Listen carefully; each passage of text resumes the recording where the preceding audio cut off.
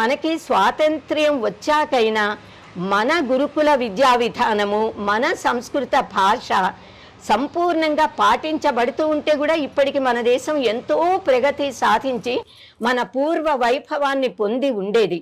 కానీ ఏంటంటే బ్రిటిష్ వాళ్ళు మొఘలాయులు మనని పరిపాలించినప్పుడు మన ఆస్తి దోచుకుని వెళ్ళిపోయారు, మన గ్రంథాలు జ్ఞానాన్ని దగ్ధం చేశారు, మన పండితులైనటువంటి వాళ్ళని విశేషంగా సంస్కృతజ్ఞులని వాళ్ళు కూడా కాల్చి బూడి చేశారు. నలంద తక్షశిల అక్కడ నెల రోజుల పాటు కంటిన్యూస్గా అవి దగ్ధమైపోయాయట. పక్తియార్ ఖిల్జీ అని ఆయన అధికారిగా ఉండేవాడు ఆ నలందాలో.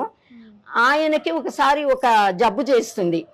ఆ జబ్బు వాళ్ళ వైద్యులు ఎవరూ తగ్గించలేకపోతారు. ఇంకా వాళ్ళ ముస్లిం గ్రంథాలు ఉంటాయి కదా, ఆ మత గ్రంథాలలో ఎంత వెతికే ప్రయత్నాలు చేసి ఏ రకమైన వైద్యంతో కూడా ఆయన జబ్బు తగ్గించలేక ఆయన క్షీణించిపోతూ ఉంటాడు. అప్పుడు ఆ సమయంలో నలంద విశ్వవిద్యాలయంలో ఆయుర్వేద శాఖకి హెడ్ ఆఫ్ డిపార్ట్మెంట్ అన్నమాట ఒక ఆయన మహాశక్తిమంతమైన ఆయన హస్తవాసే గొప్పదని అంటారు. పైగా ఆయుర్వేదము ఈ ప్రపంచ మానవులకి పరమాత్మ అనుగ్రహించిన మొట్టమొదటి వైద్య విధానము, వైద్య గ్రంథము ఆయుర్వేదము. ఆయుర్వేదంలో చరకుడు అనే పేరుతో సాక్షాత్తుగా ఆదిశేషుడు ఈ భూలోకానికి వచ్చి ఆయనే పతంజలి మహర్షి మనకి ఆయుర్వేద విద్యని అనుగ్రహించారు లోకంలో. అది పరమాత్మ నుంచి బ్రహ్మదేవుడు, బ్రహ్మదేవుడి నుంచి అశ్విని దేవతలు, అశ్విని దేవతల నుంచి మహర్షులు, మహర్షుల నుంచి ఈ చరకుడి రూపంలో మనిషిగా మహర్షిల ఆయన వచ్చి దాన్ని సంగ్రహించి మానవులందరికీ అందజేశారు. ఈ ఆయుర్వేద అలాంటి గొప్పదైన ఆయుర్వేద దానికి ఆయన హెడ్ ఆఫ్ డిపార్ట్మెంట్ అధికారి.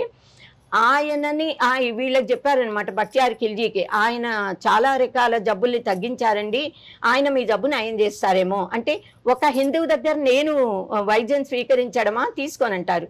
కాదండి, ఇప్పుడు ఆయన ఇంకా క్షీణించిపోతున్నాడు, అవసాన స్థితి అని చెప్పేశారు వాళ్ళు. సరే నష్టం లేదు వింటే అని, సరే తీసుకురండి ఆయన్ని అంటాడు. ఇతను అధికారి కదా. ఎప్పుడు అధికారులు విద్యావంతులని అగౌరవపరుస్తారో అది వారికి వినాశనం అవుతుంది. నిజానికి ఎప్పుడు కూడా విద్య తలదాల్చి గౌరవించబడాలి తప్ప విద్యని కలిగిన పండితులని అధికారులు నమస్కరించాలి కానీ అధికారం చూపించి అణచాలని చూడకూడదు. భర్తృహరి కూడా సుభాషితాల్లో ఇదే బోధించారు. సో సరే, ఈయన మన వాళ్ళు ఎప్పుడు కూడా ఒబ్లైజింగే, ఎవరికైనా సహాయం చేయడం అనేది మన ధర్మము అని భావిస్తారు. ఈయన అక్కడికి వచ్చి ఇతన్ని చూస్తే ఆ పక్తియార్ ఖిల్జీ ఒక కండిషన్ పెట్టాడు, మీరు గొప్ప వైద్యులే అవ్వచ్చునండి, కానీ మా మతం ప్రకారంగా, నా అభిప్రాయం ప్రకారంగా మీరిచ్చే మందు నేను తీసుకోను, కానీ మీరు నా జబ్బు తగ్గించాలి. మీరు నా దగ్గరికి వచ్చారు కనుక నా జబ్బు తగ్గిస్తే సరే, తగ్గించకపోతే మీకు కొరత వేస్తా, మిమ్మల్ని చంపేస్తానని చెప్పాడు, సంహరిస్తాను అని. సరే అలాగే అని నాకు ఒక్క 10 రోజుల సమయం ఇవ్వండి, నేను మళ్ళీ వస్తాను, ఒక్క వారం రోజులు అని సమయం అడిగి తీసుకుని ఈయన ఈ వారం రోజులలో మన ఆయుర్వేద వైద్య విధానంలో ఉన్న పరమోత్కృష్టత మనకి అక్కడ ఆయన ట్రీట్ చేసిన విధానంలో మనకి అర్థమవుతుంది. ఆయన పక్తియార్ ఖిల్జీ దగ్గరికి వచ్చి వాళ్ళ మత గ్రంథము ఖురాన్, వాళ్ళు అదే చదువుతారు, వాళ్ళకి దైవమే కదా అది, ఖురాన్ మత గ్రంథాన్ని ఇచ్చి, మీరు నా మందు వద్దన్నారు కదా, మీ గ్రంథం అంటే మీకు భక్తి ఇష్టం కదా, ఎలాగూ నమాజులు చేస్తారు రోజుకి 5 సార్లు, ప్రతిసారి మీరు నమాజు చేసేటప్పుడు ఈ పుస్తకాన్ని ప్రతి పుటని కూడా ఇలా తిరగేస్తూ ఇది చదవండి. రోజుకి 5 సార్లు, పొద్దున మధ్యాహ్నం తర్వాత ఏదో కొన్ని గంటలు అయ్యాక సాయంత్రం రాత్రి, రోజుకి 5 సార్లు ప్రతి పుటని తిరగేస్తూ మీరు చదవండి. చదివితే వారం రోజుల్లో మీ జబ్బు మొత్తం తగ్గుతుంది, 10 రోజుల్లో మీరు సంపూర్ణ ఆరోగ్యవంతులు అవుతారు అని చెప్తాడు ఈయన. సరే మ్యాజిక్ ఏమిటో చూడాలి అనుకుంటాడు. తన మత గ్రంథం చదవమంటే ఆయనకి అబ్జెక్షన్ ఉండదు కదా. సో చక్కగా ఆ రోజే మొదలుపెట్టి ఆ పుటలని తిప్పుతూ చదువుతూ ఉన్నారు ఆయన. వారం రోజుల్లో ఆ జబ్బు మొత్తం పోయి పరిపూర్ణమైన ఆరోగ్యం చేకూరింది ఆయనకి. ఆశ్చర్యపోయాడు ఆయన, ఆ మనిషిలో ఏముంది, ఈ గ్రంథమే కదా వీళ్ళు ఎన్నేళ్ళు జీవితాంతం చదివింది, అప్పుడు లేనిది ఇప్పుడు ఏమొచ్చింది అని.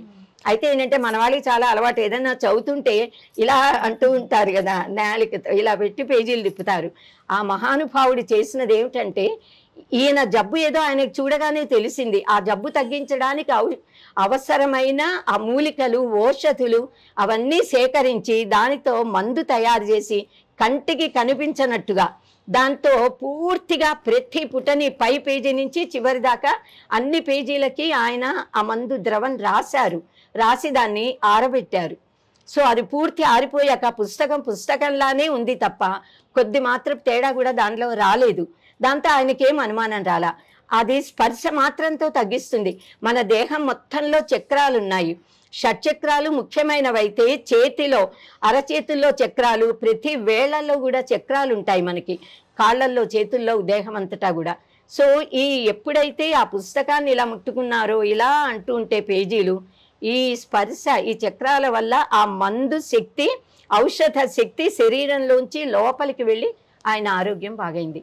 మనమైతే నిజంగా కొంచెం మేలు చేసిన కృతేషు ప్రతికర్తవ్యం ఏష ధర్మ సనాతన అని చెప్తుంది మనకి మన ధర్మం. కొద్ది మాత్రపు సహాయం ఎవరైనా చేసే 10 రెట్లుగా మనం సహాయం చెయ్యాలి అని కోరుకుంటాము.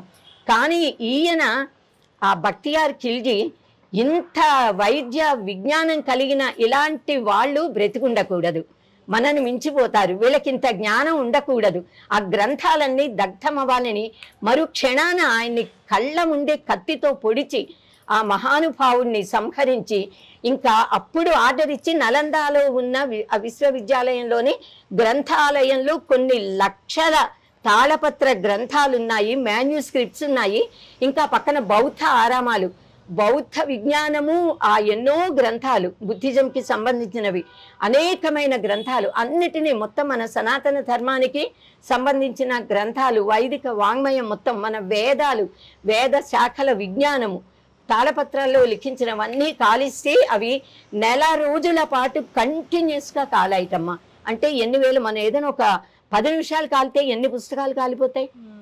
నెల రోజులు పగలు రాత్రి అది కాలింది అనంటే ఎన్ని కోట్ల గ్రంథాలు, ఎంత జ్ఞాన రాశి అగ్నికి ఆహుతైపోయిందో, దగ్ధమైందో మనకి తెలుస్తుంది. అవన్నీ సంస్కృతంలో ఉన్నాయి, పాళీ భాషలో ఉన్నాయి బౌద్ధ మత గ్రంథాలన్నీ. సో ఇవన్నీ దగ్ధమైపోతే కూడా ఇప్పుడు మనకే కలియుగ ప్రారంభంలో 1131 వేద శాఖలు ఉండేవి, ఇప్పుడు 11 ఉన్నాయి. అంటే ఎన్ని వేద శాఖలు, 1120 వేద శాఖలు దగ్ధమైపోయాయి. ఈ ఉన్న 11లో 7 శాఖలు మాత్రమే గురు శిష్య పరంపరగా నేర్పిస్తున్నారు. మిగతావి నేర్పించే గురువులు వెళ్ళిపోయారు కాలగమనంలో. ఇప్పుడు మళ్ళీ మనం గురువుల్ని తయారు చేయాలి.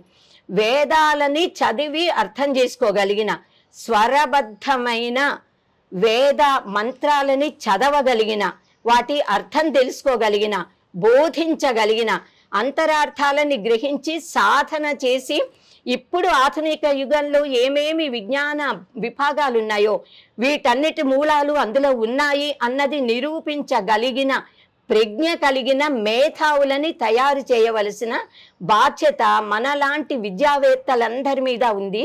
కనుక సంస్కృతం నేర్పించాలి, ఆధునిక విద్య నేర్పించాలి. సంస్కృతం కేవలం చదవడం, రాయడం, మాట్లాడడం వస్తే అది సంతోషమే.